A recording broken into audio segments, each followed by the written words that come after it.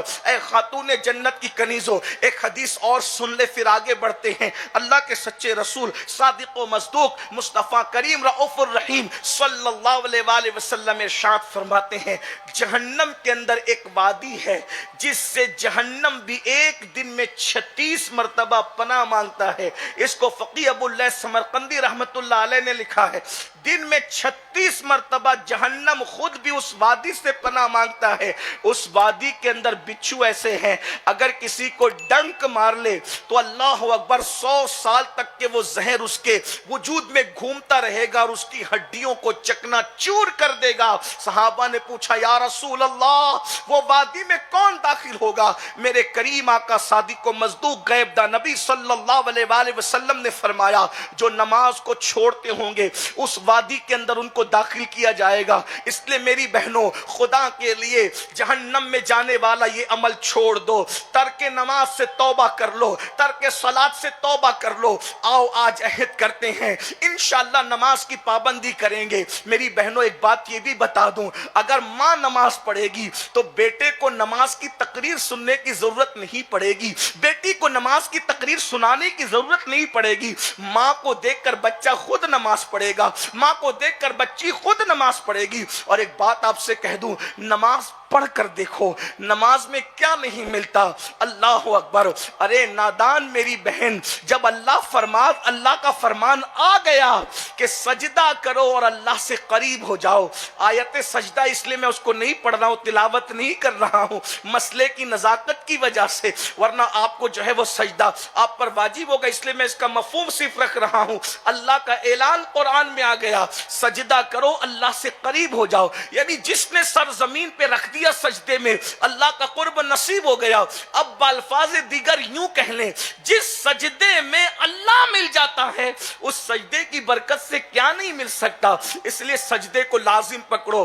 یہ جو تعویذات کے چکر میں، وظائف کے چکر میں، جادو ٹونے کے چکر میں ادھر ادھر ددر بدر پھٹکتی ہو نا، میرے شوہر کو روزی نہیں ہے، میری بیٹی کو رشتہ نہیں ہے، مجھے اولاد نہیں ہے، میرے دل کو سکون نہیں ہے، ہم لوگ مالدار نہیں ہیں۔ میری بہنوں، میں تمہیں ہتھیلی پہ جنت نہیں دکھا رہا ہوں، لیکن اللہ کی قسم مجھے اپنے نبی کی بات پر یقین ہے، خدا آپ کو بھی یقین دے، ہم سب کو یقین، بلکہ حق الیقین کی منزل عطا کر دے اللہ ہم سب کو۔ میری بہنوں، اگر سجدے کی برکت سے اللہ مل جاتا ہے تو کیا رشتہ نہیں مل سکتا، روزی نہیں مل سکتی، دل کو سکون نہیں مل سکتا؟ سجدے کی طرف آؤ تو صحیح۔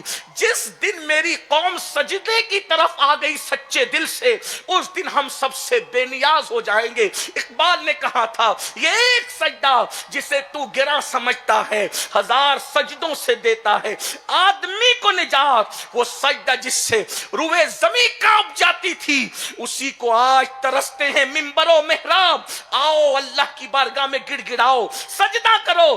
جن بچیوں کو رشتے نہیں، میں ان بچیوں سے کہتا ہوں، جن کے بچوں کو رشتے نہیں، ان ماؤں سے کہتا ہوں، کبھی اچھی طرح وضو کر کے 2 رکعت نفل پڑھ کے میرے اللہ کی بارگاہ میں محبوب کا وسیلہ دے کر گڑ گڑا کر دیکھو تو صحیح، اچھے رشتوں کی قطار نہ لگ جائے تو پھر کہنا۔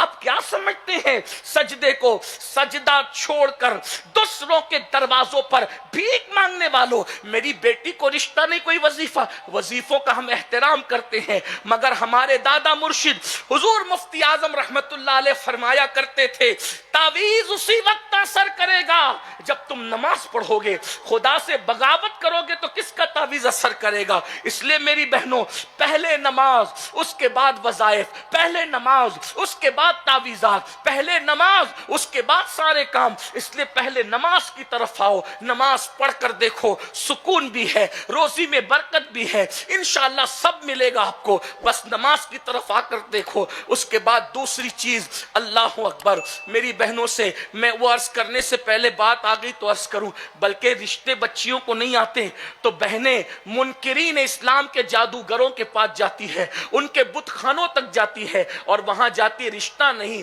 روزی نہیں، کیا ہوتا ہے وہ پیسے بھی لوٹتے ہیں، پھر ظالم عزت بھی لوٹتے ہیں۔ میری بہنوں بتاؤ تو صحیح، ایسا نہ کرو خدا کے لیے۔